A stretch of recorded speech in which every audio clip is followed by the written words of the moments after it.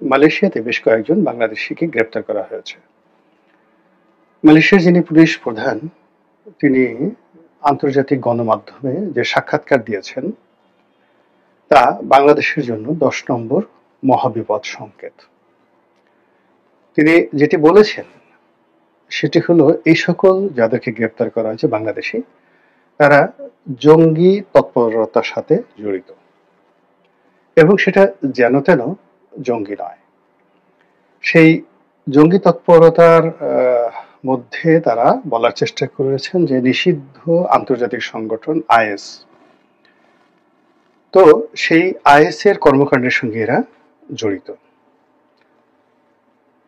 তো এই ঘটনার যেটা মালয়েশিয়ান পুলিশ বলার চেষ্টা করেছেন যে তাদের কাছে যে তথ্যপত্র, তারা হলো যে মালয়েশিয়াতে তারা টাকা সংগ্রহ করে, তাদের তৎপরতা তারা চালায় এবং সেই টাকা তারা বাংলাদেশে প্রেরণ করে, এবং এদের আন্তর্জাতিক একটা নেটওয়ার্ক রয়েছে। মালয়েশিয়ান সরকারের যে এই ঘটনার সঙ্গে নিঃসন্দেহে পেন্টাগন জড়িত। স্কটল্যান্ড ইয়ার্ড মানে বিশ্বের যে পুলিশের যে যাকে বলা হয় ইন্টারপোল, তার সঙ্গে সঙ্গে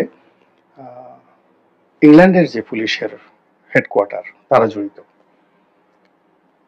এবং জঙ্গিবাদকে ম্যাটেরিয়ালাইজ করে পৃথিবীর যে সকল দেশ এবং রাষ্ট্রকে টার্গেট করে যে সকল দুর্ঘটনা অতীতে ঘটানো হয়েছে, তারই একটা প্রাথমিক যাকে বলা হয় মহড়া এই মালয়েশিয়াতে শুরু হয়ে গেল, যা কিনা আমাদের এই দেশটির জন্য আগামীতে ভয়াবহ বিপদ ডেকে নিয়ে আসবে, এবং যে বিপদগুলো ডেকে নিয়ে আসতে পারে সেগুলো নিয়ে খুবই খোলামেলাভাবে আমি আলোচনা করব। আপনারা যারা মালয়েশিয়াতে থাকেন তারা সবাই জানেন যে সেখানে আওয়ামী লীগের যত লোক থাকে তার সাথে বিএনপির লোক বেশি, আর বিএনপির যত লোক থাকে তার সাথে জামাতের লোক সেখানে বেশি। তো জামাত মূলত, আমি ব্যক্তিগতভাবে জামাতকে যতটা জানি, এরা জঙ্গিবাদের সাথে জড়িত নয়। তারা প্রথাগত রাজনীতি করতে চায়, তারা একটি রাষ্ট্র ব্যবস্থা ক্ষমতা তারা এজন্য পেতে চায়, যেতে চায়। তারা যে টাকা কালেকশন, রাজনীতি ফান্ড কালেকশন, ইসলামের একটা সম্মিলন ঘটিয়ে ফান্ডের একটা বিরাট অংশ মালয়েশিয়া রাষ্ট্র ব্যবস্থা কায়েম করতে চায়।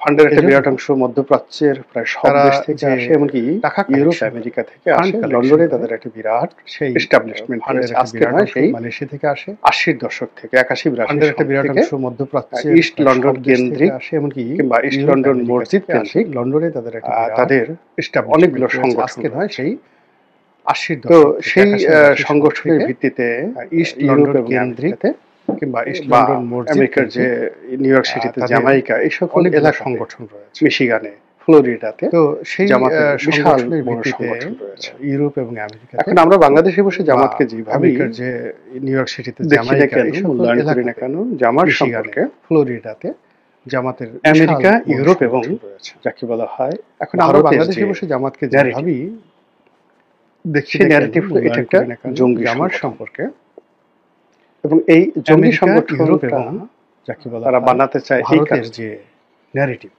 যে কোনো কারণে যদি জামাত রাজনৈতিকভাবে শক্তিশালী হয়ে পড়ে এবং একবার যদি তারা রাষ্ট্র ক্ষমতায় যেতে পারে, তাহলে এই 18 কোটি মানুষের যে বিরাট অংশ, 90%, কোনো কারণে যদি জামাত সেই 90% শক্তিশালী হয়ে মুসলিমদের একটা বিরাট অংশের, এবং একবার যদি তারা রাষ্ট্র ক্ষমতায় যেতে পারে, তাহলে এবং এটা দীর্ঘমেয়াদে যে বিরাট অংশ 90% এরকম একটা রাষ্ট্র হয়ে যাবে। সেই 90% যে রাষ্ট্রটির সঙ্গে পাকিস্তান বিরাট অংশের, যে রাষ্ট্রটির সঙ্গে আফগানিস্তান বিস্তার করবে, সেই রাষ্ট্রটির সঙ্গে আবার সীমান্ত পাড়ি দিয়ে এরকম একটা রাষ্ট্র হয়ে যাবে। সেই যে রাষ্ট্রটির সঙ্গে আজারবাইজান, যে রাষ্ট্রটির সঙ্গে আফগানিস্তান, তুর্কমেনিস্তান, সেই রাষ্ট্রটির সঙ্গে আবার এই সকল রাষ্ট্রে পাড়ি দিয়ে এটা বিস্তার লাভ করবে। তারপরে সীমান্ত পাড়ি দিয়ে আর্মেনিয়া, ইরানে চলে যাবে।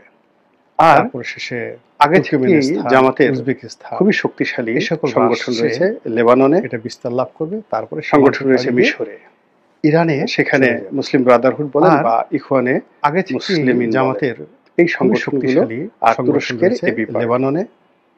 তো এখন যেটা সেখানে মুসলিম ব্রাদারহুড বলেন বা ইখওয়ানে মুসলিম এরদোয়ানের যে পার্টি, এই সংগঠনগুলো তুরস্ক তো পুরো এলাকায়, তুরস্ক সাইপ্রাস এই অঞ্চলে তো আলটিমেটলি তাদের অবস্থান রয়েছে। কাজেই জামাতের মতো একটা ক্ষুদ্র দলকে আপনি আমি বাংলাদেশে ডক্টর শফিককে নিয়ে তুরস্ক তো পুরো এলাকা, তুরস্ক সাইপ্রাস, কিন্তু আমেরিকার হোয়াইট হাউসে অবস্থান রয়েছে। কাজেই জামাতের সাথে জামাতের মতো একটা শফিককে স্মরণ করে না। আপনি আমি বাংলাদেশে চিন্তা করে যে এই যে একটা থিওলজি, ধর্মতর্ক আছে, এর সঙ্গে কিন্তু আমেরিকার যে বিরাট একটা ভৌগোলিক অবস্থা, জামাতের কথা বললাম, বাংলাদেশ, শফিককে পাকিস্তান, তারা চিন্তা করে যে এই যে একটা থিওলজি, ধর্মতত্ত্ব আছে, এবং এই জায়গাগুলোতে যদি মুসলিম গণজাগরণ শুরু হয়ে যায় তাহলে কাশ্মীরকে ঠেকিয়ে রাখা যাবে না, পাকিস্তান, আসামকে ঠেকিয়ে রাখা যাবে না, উড়িষ্যাকে ঠেকিয়ে রাখা যাবে না, এবং এই জায়গাগুলোতে যদি মুসলিম গণজাগরণ শুরু হয়ে যায় চলে আসবে। আপনারা জানেন যে ঠেকিয়ে রাখা যাবে না, খুবই শক্তিশালী সংগঠন। আসামকে ঠেকিয়ে রাখা যাবে না,